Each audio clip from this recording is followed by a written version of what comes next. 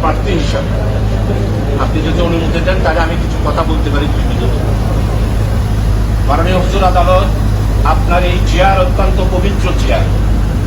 আল্লাহ তাআলার আরশে আজিমের পরেই আপনাদের এই চেয়ারের মর্যাদা।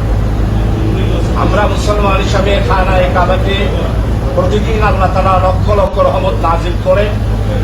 এরপরেই যে এই রহমত নাজিল করেন সেই চেয়ারটা হলো আপনাদের এই চেয়ার। আপনি যতক্ষণ ন্যায় বিচার করবেন, ন্যায় বিচার প্রার্থীদের কথা শুনে ন্যায় বিচার করবেন, ততক্ষণ আল্লাহর রহমত, লক্ষ রহমত আপনার চেয়ারের উপর নাজিল হবে। এই পবিত্র চেয়ারে আপনি বসেছেন।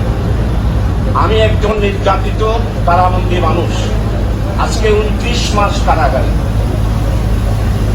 2021 সালের রমজান মাসে ইফেক্টিভ বিনা ওয়ারেন্টে আমাকে গ্রেপ্তার করা হয়।